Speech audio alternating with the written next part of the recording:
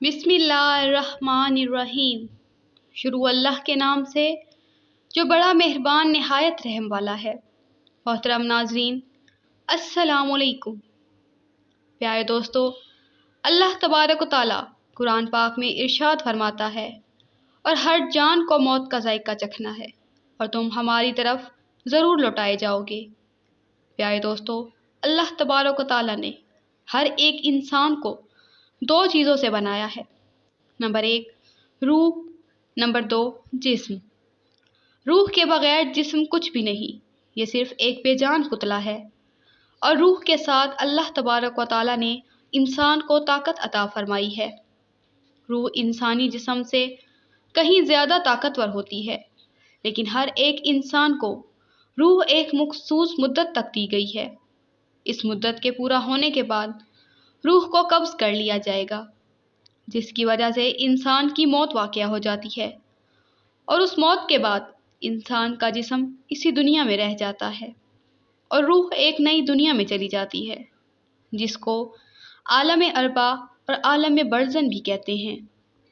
प्यारे दोस्तों, आज की इस वीडियो में हम आपको बताएंगे, जब किसी इंसान की मौत का वक्त करीब आता है तो मालिकुल मौत अलैहिस्सलाम उसकी रूह कैसे कब्ज़ करते हैं, और मरने से पहले मौत के वक्त इंसान आलम सुकरात में क्या कुछ देखता है, और रूह इंसान के हर हिस्से से कैसे निकलती है, और मालिकुल मौत अलैहिस्सलाम बच्चों की रूह कैसे कब्ज़ करते हैं, और मरने के बाद बच्चों की रूहें कहाँ चली जाती हैं और उनके साथ क्या सलूक किया जाता है, और मालिकुल मौत अलैहिस्सलाम हर घर में रोज़ाना कितनी मर्तबा चक्कर लगाते हैं। प्यारे दोस्तों, इन तमाम तर सवालात के जवाबात कुरान और हदीस की रोशनी में आज की इस वीडियो में हम आपको बताएंगे। लिहाजा आपसे गुजारिश है कि हमारी इस वीडियो को एंड तक मुलाहिज़ा फरमाएं। नाज़रीन मोहतरम, जब किसी भी इंसान का इस दुनिया को छोड़ने का वक्त करीब आता है तो वह इंसान मरने से पहले कुछ दिन अजीब व गरीब सी कैफियत महसूस करने लगता है और उसका दिल उदास उदास सा रहने लगता है। उसको ऐसा महसूस होता है कि जैसे उसका सब कुछ ख़त्म हो गया, और उस इंसान का किसी से बात करने को दिल नहीं करता। ये सब कुछ इसीलिए होता है क्योंकि वो इंसान मरने वाला होता है, और ये सब कुछ मौत के असरात होते हैं, वो जो महसूस कर रहा होता है। जैसा कि हदीस पाक में आता है कि हज़रत ज़ैद बिन असद रज़ी अल्लाह ताला अन्हा बयान फरमाते हैं कि मालिकुल मौत अलैहिस्सलाम रोज़ाना हर घर में 5 मरतबा चक्कर लगाते हैं और हर एक इंसान के चेहरे की तरफ गौर से देखते हैं। और एक दूसरी रवायत में आता है कि मालिकुल मौत अलैहिस्सलाम हर घर में रोज़ाना 7 मरतबा चक्कर लगाते हैं और हर एक इंसान के चेहरे की तरफ देखते हैं, और अगर उनमें से कोई शख्स ऐसा हो जिसकी मौत का वक्त करीब आ चुका हो तो मालिकुल मौत अलैहिस्सलाम उसकी रूह को कब्ज़ कर लेते हैं। प्यारे दोस्तों, मौत से कुछ देर पहले हर एक इंसान एक अजीब व गरीब कैफियत में चला जाता है, जिसे आलम सुकरात कहते हैं। इस आलम के अंदर इंसान अजीब व गरीब सी दुनिया को देखता है। उस वक्त मरने वाले इंसान की आंखों से तमाम तर पर्दों को हटा दिया जाता है। ये वो वक्त होता है कि जब इंसान अपनी ज़िंदगी में किए गए तमाम तर अमाल को अपनी आंखों से देखता है। अगर कोई गुनाहगार शख्स हो तो वो देख रहा होता है कि जो उसने अपनी ज़िंदगी में कौन से गुनाह किए, कैसे वो अल्लाह तबारक व तआला से छुप कर ज़िना करता रहा, कैसे वो चोरी करता रहा, शराब नोशी करता रहा, और किस तरह वो अल्लाह तबारक व तआला की नाफरमानियाँ करता रहा। उस वक्त हर इंसान को पैदा होने से लेकर मरने तक उसकी तमाम तर ज़िंदगी दिखा दी जाती है कि उसने अपनी ज़िंदगी कैसे गुजारी, और उसी वक्त हर एक इंसान को ये अंदाज़ा हो जाता है कि उसका अंजाम क्या होने वाला है। और ये वो वक्त होता है जब शैतान भी मरने वाले शख्स के सामने आकर खड़ा हो जाता है और उसको गुमराह करने की कोशिश करता है। अगर उस मरने वाले शख्स के माँ बाप फौत हो चुके हों तो वह शैतान उसके माँ बाप की शक्ल में आकर कहता है कि ऐ मेरे बेटे, हम तुम्हारे माँ बाप हैं, हम तुम्हारा बुरा नहीं चाहते, हम तुझे तलकीन करते हैं कि तू इस्लाम को छोड़ दे और ईसाई या काफिर होकर मर, क्योंकि मरने के बाद यही दीन काम आने वाले हैं। इसी तरह शैतान اس مرنے والے شخص کے سامنے اس کے دوسرے عزیز و اقارب کی شکلوں میں آ کر اس کو گمراہ کرنے کی کوشش کرتا ہے۔ ناظرین محترم، ذرا غور کیجئے کہ یہ کتنا خطرناک مرحلہ ہوتا ہے کہ جس مرحلے کے اندر ایک طرف انسان کا ایمان ہے اور دوسری طرف انسان کے ماں باپ اس کے سامنے کھڑے ہیں۔ ایسے مرحلے کے اندر ایمان بچانا کس قدر مشکل ہو جاتا ہوگا، لیکن وہ لوگ جنہوں نے ساری زندگی اللہ تبارک و تعالیٰ کی فرما برداری میں گزاری اور اللہ تبارک و تعالیٰ کو راضی کرتے ہوئے اس دنیا سے چلے گئے، تو اللہ تبارک و تعالیٰ اس موڑ پر ہر انسان کو اکیلا نہیں چھوڑتا اور اپنے بندے کی مدد کرتا ہے اور اس کو ایمان پر ثابت قدمی عطا فرماتا ہے۔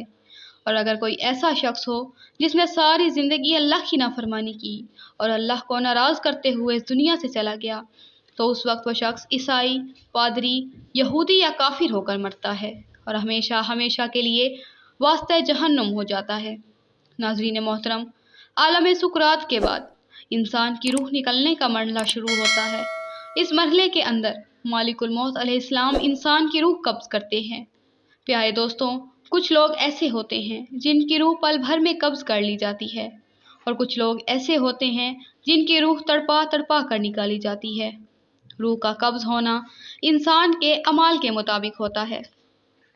اگر کوئی انسان نیک ہوتا ہے تو اس کی روح آسانی کے ساتھ قبض کی جاتی ہے، اور اگر کوئی انسان برا ہوتا ہے تو اس کی روح سختی کے ساتھ قبض کی جاتی ہے، جیسا کہ حدیث پاک میں آتا ہے کہ ایک دن حضرت عمر رضی اللہ تعالیٰ عنہ نے حضرت کعب رضی اللہ تعالیٰ عنہ سے فرمایا کہ آپ ہمیں موت کی سختیوں کے بارے میں بتائیں، تو حضرت کعب بن رضی اللہ تعالیٰ عنہ عرض کرنے لگے کہ اے امیر المومنین، موت کی سختی ایسی ہے جیسے کہ ایک شاخ ہو اور اس پر بے شمار کانٹے لگے ہوں، اور اس کانٹے دار شاخ کو کسی انسان کے پیٹ میں داخل کر دیا جائے اور اس شاخ کا ہر ایک کانٹا انسان کے پیٹ کی ہر رگ میں پیوست ہو جائے۔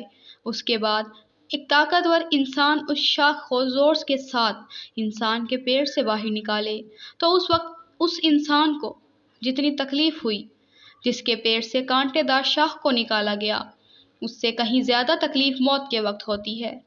پیارے دوستو، حضور پاک صلی اللہ علیہ وآلہ وسلم نے ارشاد فرمایا ہے کہ مرتے وقت انسان کو جتنی تکلیف ہوتی ہے، اس تکلیف میں سے ایک بال برابر تکلیف کو زمین و آسمان پر رکھ دیا جائے تو زمین و آسمان کے تمام لوگ مر جائیں۔ ایک دوسری حدیث میں حضور اکرم صلی اللہ علیہ وآلہ وسلم نے ارشاد فرمایا ہے کہ موت کی تکلیف 1000 مرتبہ تلوار مارنے سے زیادہ سخت ہے۔ پیارے دوستو، جب انسان کی روح نکالی جا رہی ہوتی ہے تو اس وقت موت کی شدت کی وجہ سے انسان چیخنے اور چلانے کی کوشش کرتا ہے، لیکن اس کی آواز کو بند کر دیا جاتا ہے اور اس کا جسم اتنا کمزور ہو جاتا ہے کہ وہ کسی سے مدد بھی طلب نہیں کر سکتا۔ ناظرین محترم، روح کو سب سے پہلے پاؤں کی طرف سے نکالا جاتا ہے، اس کے بعد پنڈلیاں اور رانیں ٹھنڈی پڑ جاتی ہیں۔ اس طرح آہستہ آہستہ کر کے انسان کے جسم کے ہر حصے سے روح کو نکالا جاتا ہے، اور روح جب انسان کے گلے تک پہنچ جاتی ہے تو یہ وہ وقت ہوتا ہے جب انسان پر توبہ کا دروازہ بند کر دیا جاتا ہے۔ اس کے بعد کسی بھی انسان کی توبہ قبول نہیں کی جاتی۔ اس کے بعد مالک الموت علیہ السلام منہ کی طرف سے روح کو قبض کر لیتے ہیں اور انسان کا منہ کھلا کا کھلا رہ جاتا ہے اور آنکھیں کھلی کی کھلی رہ جاتی ہیں۔ پیارے دوستو، موت ایک ایسی حقیقت ہے کہ جس سے ہر ایک انسان کو گزرنا ہے، پھر چاہے وہ بچہ ہو، بوڑھا ہو یا جوان۔ ناظرین محترم، اب بات کرتے ہیں کہ بچوں کو موت کس طرح آتی ہے اور مالک الموت علیہ السلام بچوں کے ساتھ کیسا رویہ اختیار کرتے ہیں، اور مرنے کے بعد بچوں کے ساتھ کیا سلوک کیا جاتا ہے۔ اس کے متعلق روایات میں آتا ہے کہ موت کے وقت انسان پر سختی یا نرمی اس کے اعمال کی وجہ سے کی جاتی ہے، اور بچے چونکہ معصوم ہوتے ہیں اور وہ گناہوں سے پاک ہوتے ہیں، لہٰذا مالک الموت علیہ السلام ہر نابالغ بچے کی روح کو نرمی کے ساتھ قبض کرتے ہیں، کیونکہ بچوں نے کوئی گناہ نہیں کیا ہوتا اور وہ اعمال کے مکلف نہیں ہوتے۔ لہٰذا جب کوئی بھی بچہ فوت ہو جاتا ہے تو وہ فوت ہونے کے بعد سیدھا جنت میں چلا جاتا ہے، اور جنت کے اندر وہ بچہ حضرت ابراہیم علیہ السلام اور ان کی زوجہ محترمہ حضرت سارہ رضی اللہ تعالیٰ عنہا کی کفالت میں ہوتا ہے۔ اور وہ قیامت تک ان کی کفالت میں رہے گا۔ قیامت کے بعد جب اس بچے کے ماں باپ جنت میں داخل ہوں گے تو اس بچے کو اس کے ماں باپ کے سپرد کر دیا جائے گا۔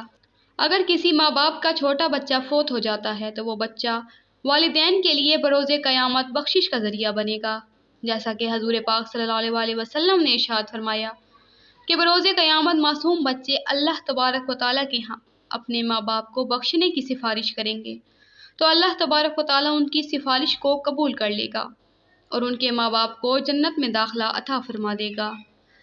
اللہ تبارک و تعالیٰ سے دعا ہے کہ اللہ ہمیں نیک عمل کرنے کی توفیق عطا فرمائے اور ہمیں موت کی سختیوں سے بچائے اور موت کے وقت اپنے پیارے حبیب حضرت محمد صلی اللہ علیہ وسلم کا دیدار عطا فرمائے۔ آمین ثم آمین۔ پیارے دوستو، میری ویڈیو لاسٹ تک دیکھنے کا بہت شکریہ۔ میرے چینل کو لائک اور سبسکرائب لازمی کر دیں۔